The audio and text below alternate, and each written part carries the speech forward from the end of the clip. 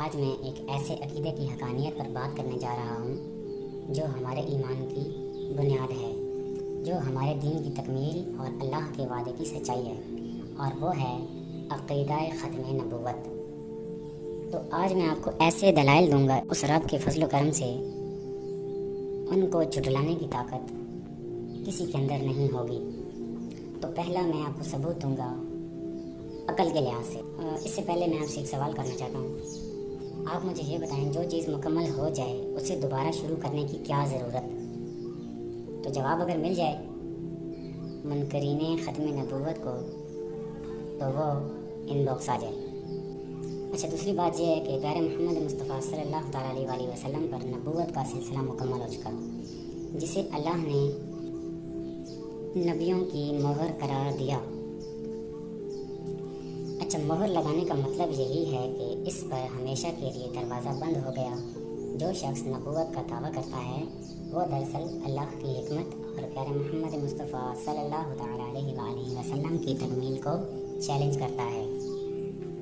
تو چلیں دوسرے ثبوت کی طرف۔ یہ میں آپ کو اللہ تعالیٰ کے پیارے کلام سے دوں گا۔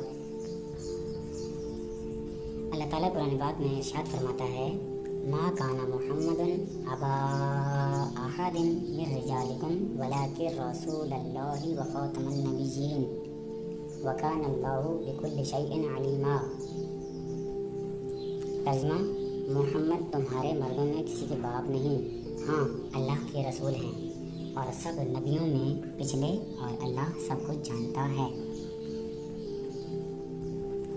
تو اس کی تھوڑا تفصیل میں جاتے ہیں اس آیت کی کہ پیارے محمد مصطفیٰ صلی اللہ تعالیٰ علیہ وآلہ وسلم نے جب حضرت زینب سے نکاح فرما لیا تو کفار اور منافقین یہ کہنے لگے کہ آپ نے اپنے بیٹے کی بیوی سے نکاح کر لیا ہے۔ اس پر یہ آیت نازل ہوئی اور ارشاد فرمایا گیا کہ پیارے محمد مصطفیٰ صلی اللہ تعالیٰ علیہ وآلہ وسلم تم میں سے کسی کے باپ نہیں، تو حضرت زید رضی اللہ تعالیٰ عنہ کے بھی آپ حقیقت میں باپ نہیں کہ ان کی منکوحہ آپ کے لیے حلال نہ ہوتی۔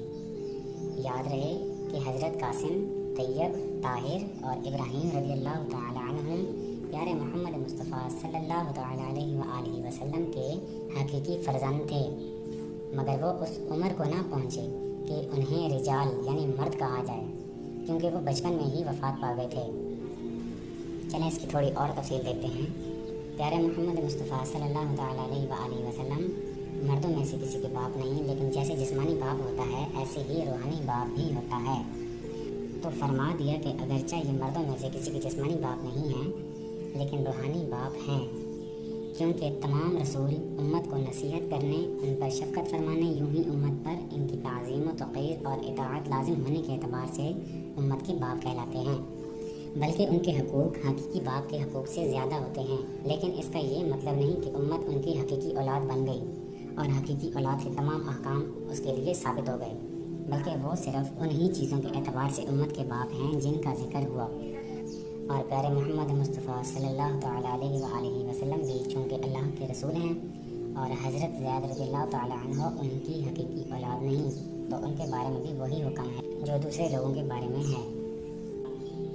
پیارے محمد مصطفیٰ صلی اللہ تعالیٰ علیہ وآلہ وسلم آخری نبی ہیں کہ اب آپ صلی اللہ تعالیٰ علیہ وآلہ وسلم کے بعد کوئی نبی نہیں آئے گا، اور نبوت آپ پر ختم ہو گئی، اور آپ کی نبوت کے بعد کسی کو نبوت نہیں مل سکتی، حتیٰ کہ جب حضرت عیسیٰ علیہ السلام نازل ہوں گے تو اگرچہ نبوت پہلے پا چکے ہیں مگر نزول کے بعد پیارے محمد مصطفیٰ صلی اللہ تعالیٰ علیہ وآلہ وسلم کی شریعت پر عمل پیرا ہوں گے اور اسی شریعت پر حکم کریں گے، اور آپ ہی کے قبلہ یعنی کعبہ معظمہ کی طرف نماز پڑھیں گے۔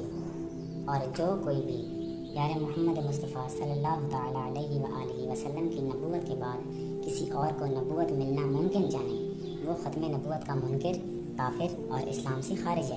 اب ہم بات کرتے ہیں تیسرے ثبوت کے اوپر۔ تو چلیں میں ابھی آپ کو تیسرا ثبوت پیش کرتا ہوں قانونی لحاظ سے، پاکستان کے آئین سے، ٹھیک ہے؟ تو ہمارا ملک جس کی بنیاد اسلام پر ہے وہاں بھی ختم نبوت کو آئین کا حصہ بنایا گیا۔ آپ کو یاد ہوگا کہ قادیانی گروہ اور لاہوری گروہ جو اپنے آپ کو احمدی کہتے ہیں انہیں آئین پاکستان نے غیر مسلم قرار دیا ہے۔ یہ تھا ایک قانونی ثبوت۔ اور دوسرا آرٹیکل 295C تعزیرات پاکستان۔ اچھا، اس کے تحت پیارے محمد مصطفیٰ صلی اللہ تعالیٰ علیہ وآلہ وسلم کی ختم نبوت کا انکار یا گستاخی کرنے والے کو سزائے موت یا عمر قید دی جائے گی۔ تو میرے عزیزو، ان 3 مضبوط دلائل کے بعد بھی اگر کوئی نبوت کا دعویٰ کرتا ہے تو وہ جھوٹا، مکار اور شیطان کا پیروکار ہے۔ اس کا انجام اللہ کے قہر کے سوا کچھ نہیں ہے۔ میں اپنے رب سے یہی دعا کرتا ہوں کہ ہمیں عقیدہ ختم نبوت پر ایمان کی حالت میں موت عطا فرمائے۔ آمین۔